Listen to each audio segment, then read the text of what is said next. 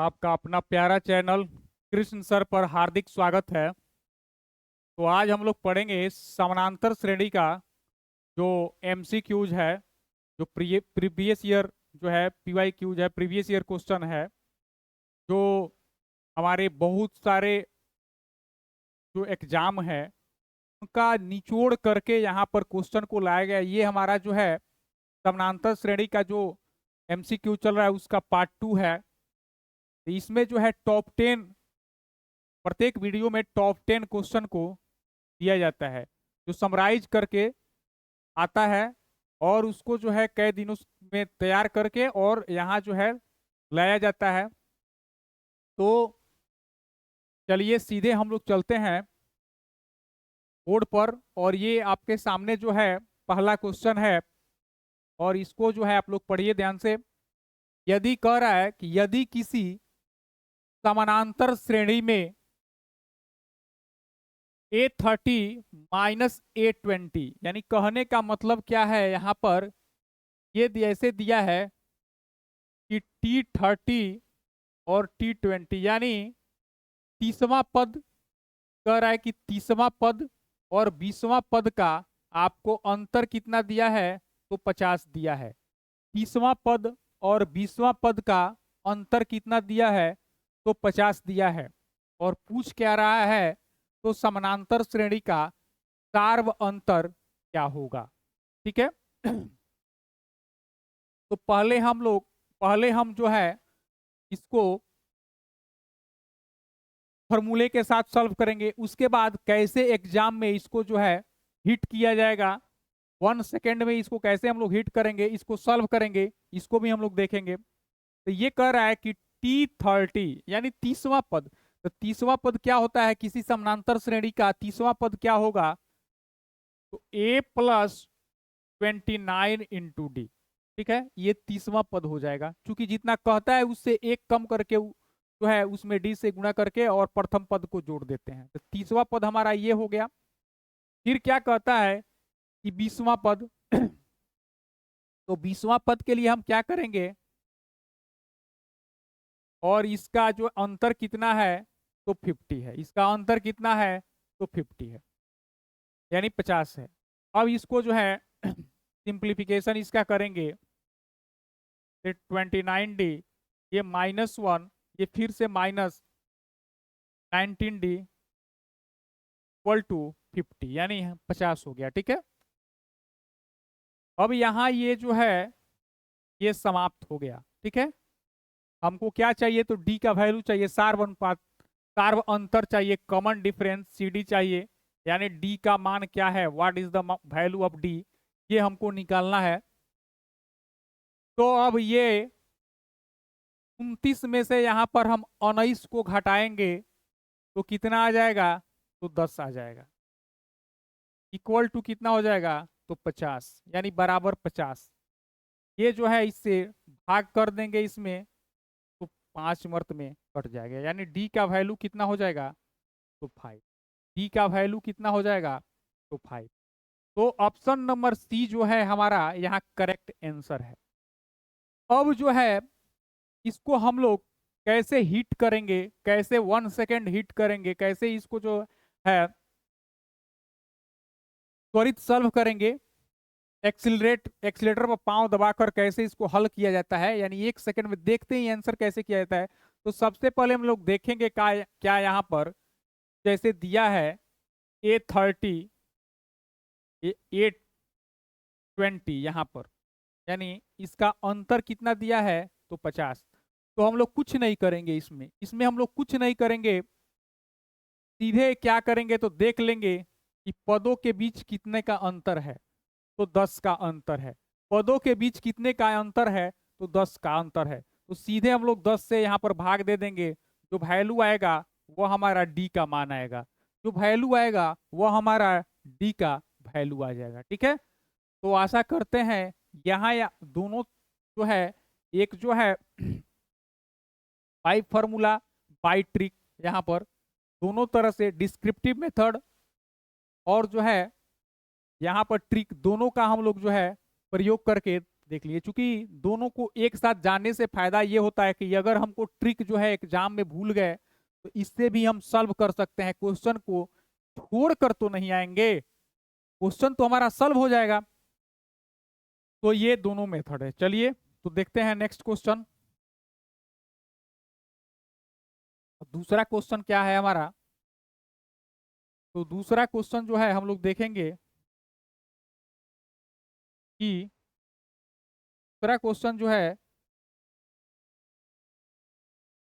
आप लोग के सामने स्क्रीन पर है, और ये कह रहा है कि यदि किसी समानांतर श्रेणी में, यदि किसी समानांतर श्रेणी में, सेम वही क्वेश्चन है और इसका क्या है, तो अंतर इतने का है।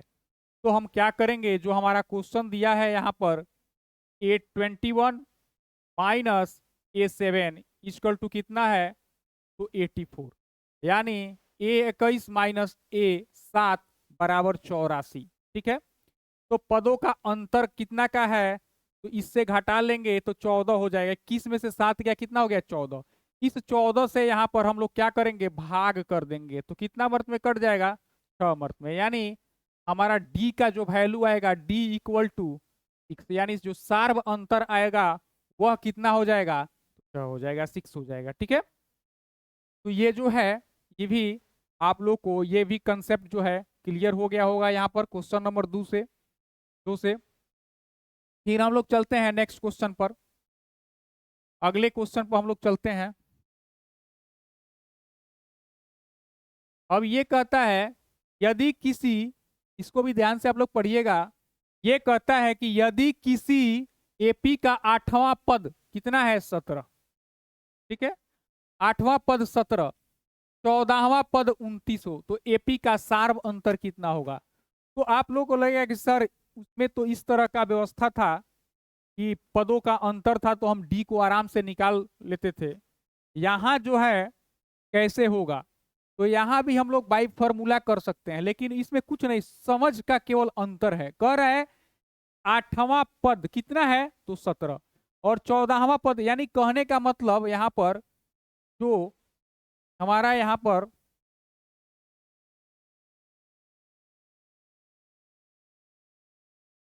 यहाँ जो है कह रहा है कि 8वां पद, यानी कहने का मतलब यहाँ A8 इक्वल टू कितना है, A8 कितना है, तो 17।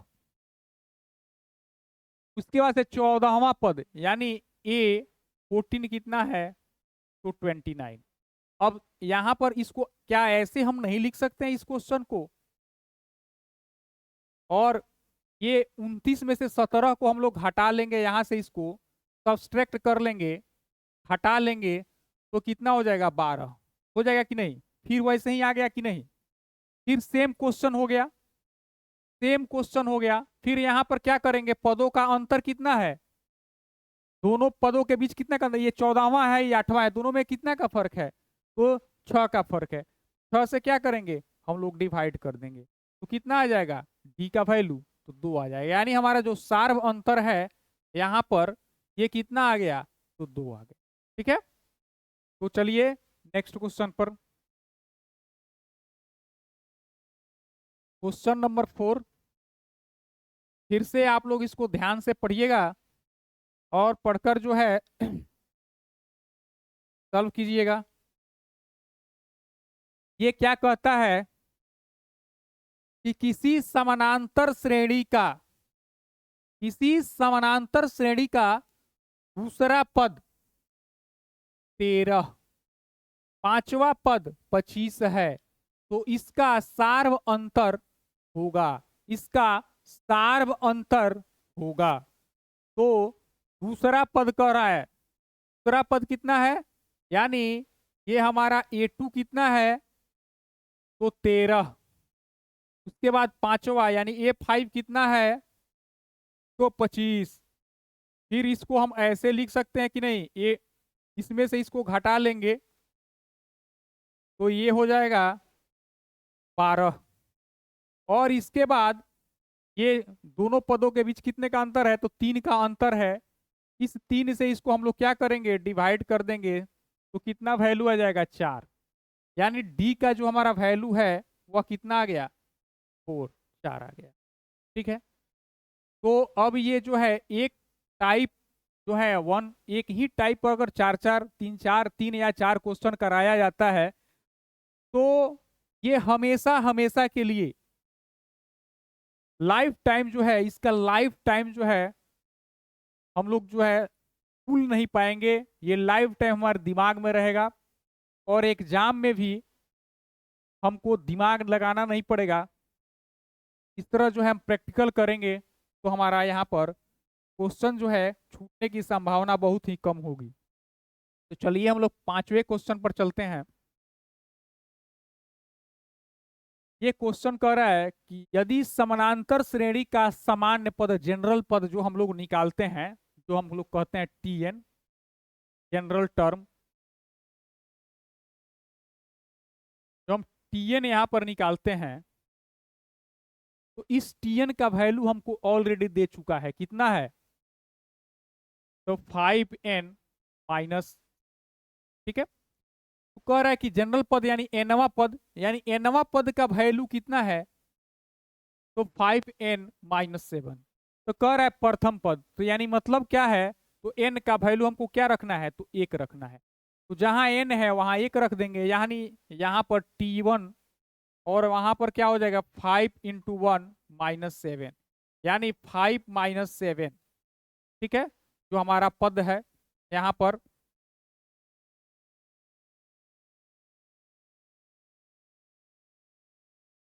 t1, ये t1, तो क्या हो जाएगा, तो -2। क्या हो जाएगा, तो -2।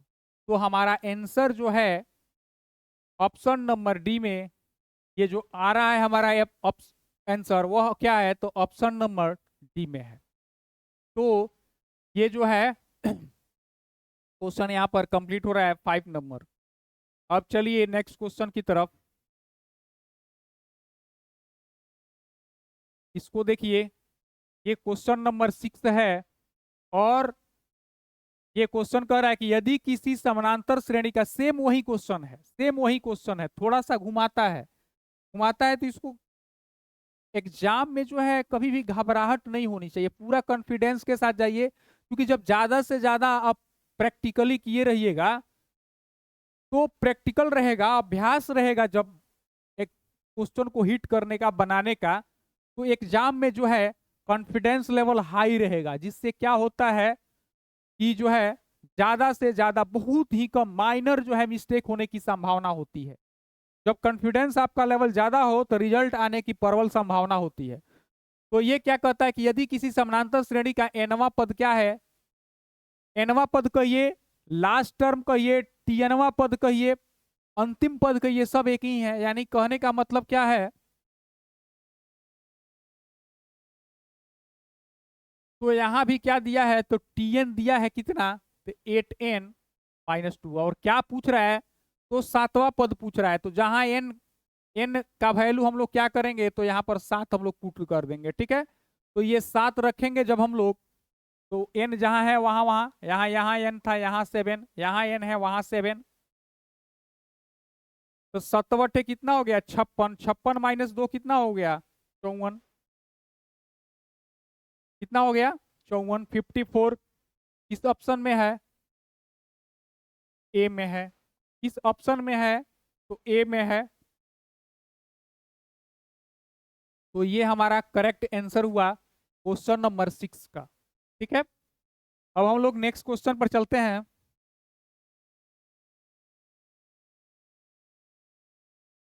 ये कहता है कि समानांतर श्रेणी में तीन संख्याओं, समानांतर श्रेणी में, समानांतर श्रेणी में तीन संख्याओं का योगफल आपको दिया है और उनका गुणनफल भी दिया है, और उनका गुणनफल भी यहाँ दिया है। यहाँ पर ये योगफल है, ये गुणनफल है। तो पूछ रहा है वो संख्याएं कौन कौन सी है, वो संख्याएं कौन कौन सी है, वह संख्या कौन कौन सी है। तो यहाँ पर हम ज्यादा से ज्यादा इसको ऑप्शन से करेंगे तो बहुत ही अच्छा रहेगा। ठीक है, और टाइम भी नहीं लगता है। ऑप्शन से करने पर टाइम भी नहीं लगता है। कह रहा है कि हम लोग कि संख्याओं का, तीनों संख्याओं का योगफल कितना है किसी समानांतर श्रेणी के, तो -3।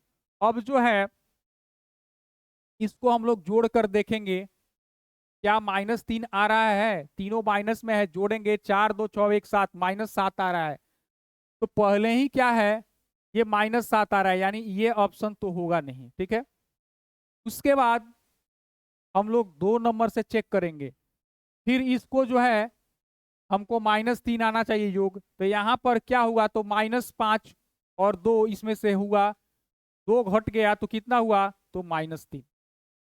यानी यहाँ जो है ये आ रहा है आपको 2 -5, तो घटेगा तो -3 हो जाएगा। क्योंकि ये जो है बड़ी संख्या हमारा ऋणात्मक है, तो ऋणात्मक वहां पर जो है साइन आएगा।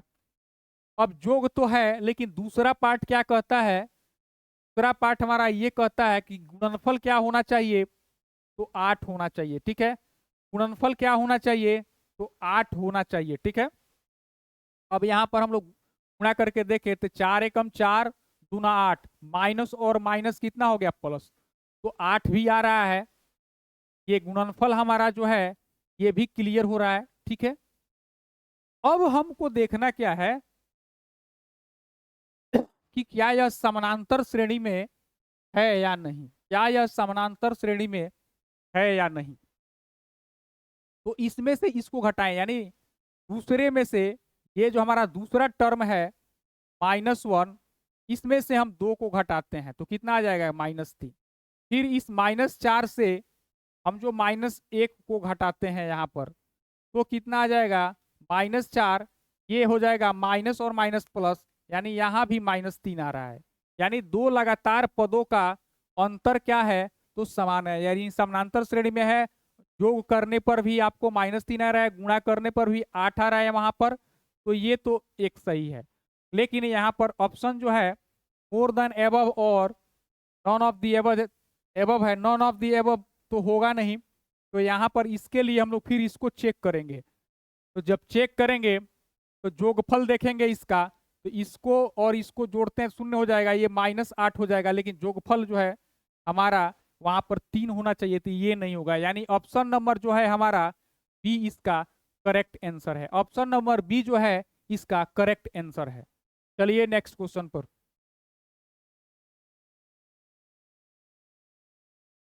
ये क्वेश्चन नंबर 8 आप लोगों के सामने है स्क्रीन पर, तो हम लोग ध्यान पूर्वक पढ़ेंगे।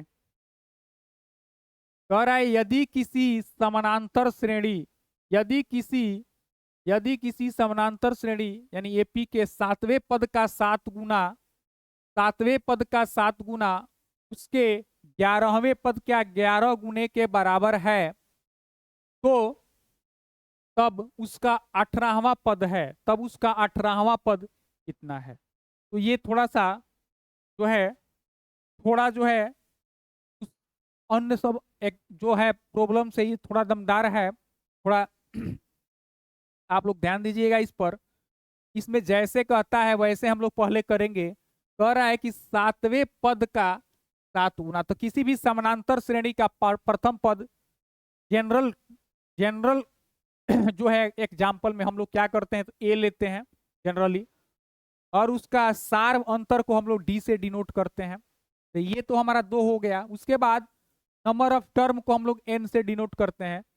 तो कह रहा है 7वें पद, तो पहले 7वां पद होगा क्या, तो 7वां पद a + 6d होता है, एक घटा कर लिखा जाता है। उसके बाद ये क्या कहता है, उसके बाद कहता है 11वें पद का 11 गुना, तो 11वां पद पहले हम लोग निकालेंगे, a + 10d हो गया यहाँ पर। अब क्या कहता है कि 7वें पद का 7 गुना, यानी इसका जो है 7 गुना, इसका जो है 7 गुना, और 11वें पद के 11 गुना, यानी इसका 11 गुना। ठीक है, तो इधर भी बराबर के दोनों तरफ 11 से 11 गुना, ये जो है इक्वल है, क्या है, तो इक्वल है। तो अब इन दोनों को इक्वल कर लेंगे हम लोग। अब इन दोनों को क्या करेंगे, इक्वल कर लेंगे,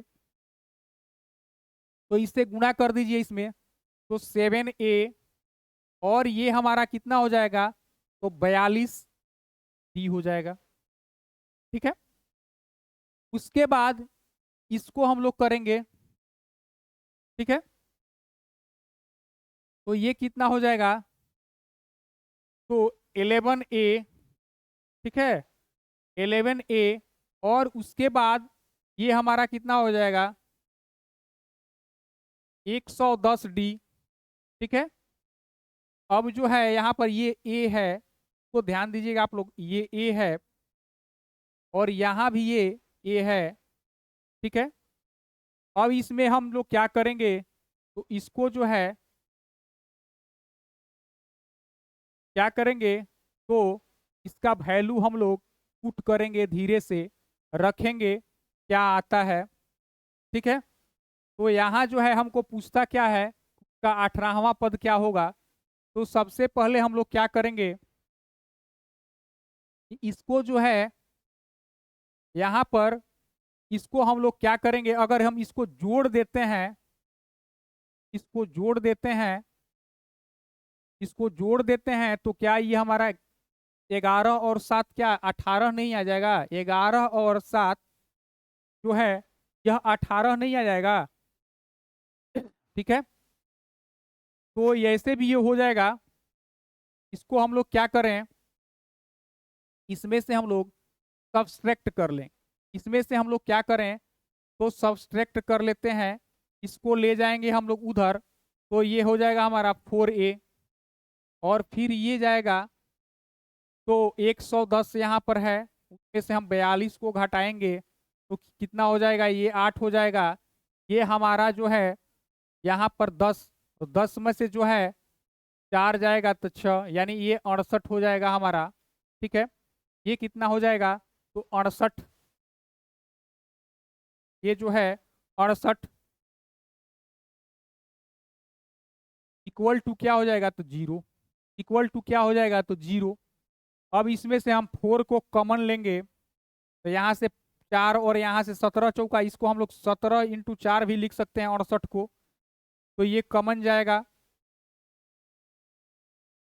तो ये कितना हो जाएगा, 0, 0 हो जाएगा। ठीक है, अब हम लोग ये क्या देखते हैं, ये कौन सा पद है, a+17 × d, यानी इसका मतलब क्या हुआ कि 18वां पद, यानी क्या हुआ, तो 18वां पद, 18वां पद वही ना होता है जी।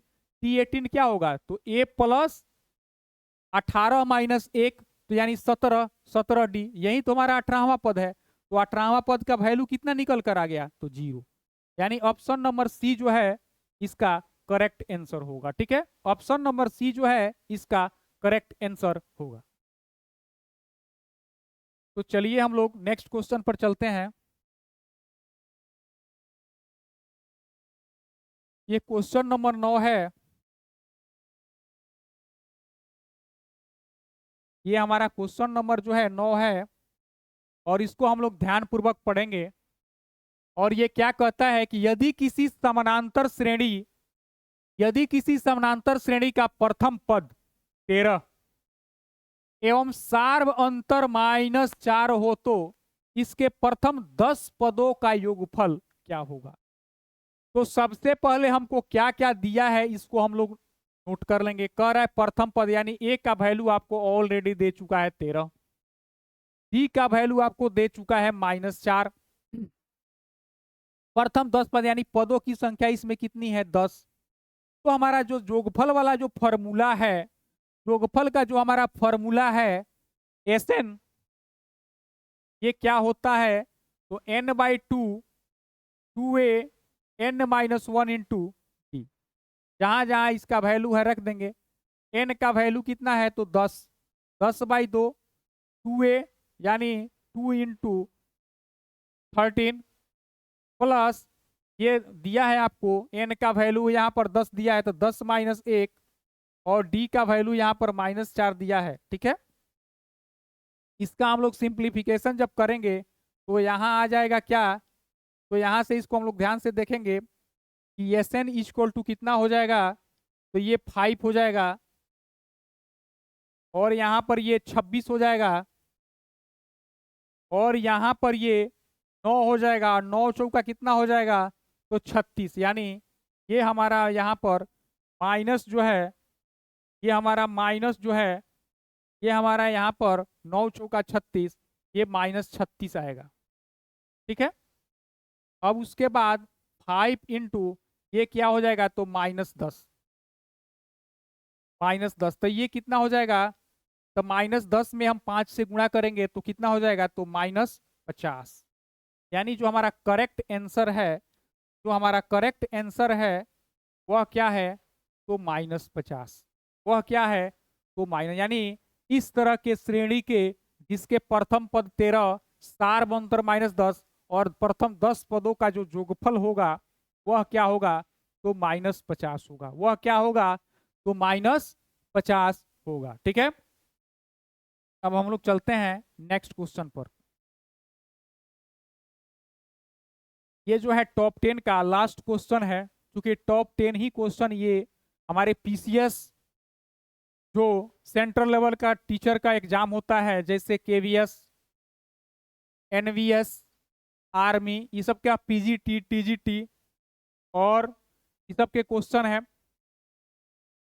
उसके बाद से पीसीएस एग्जाम में जो भी पूछता है उस सबके जो है ये सारे के सारे जो है प्रीवियस ईयर एमसीक्यूज है। तो चलिए क्वेश्चन नंबर 10 क्या कहता है कि समानांतर श्रेणी एक दी हुई है। ठीक है, एक समानांतर श्रेणी दी हुई है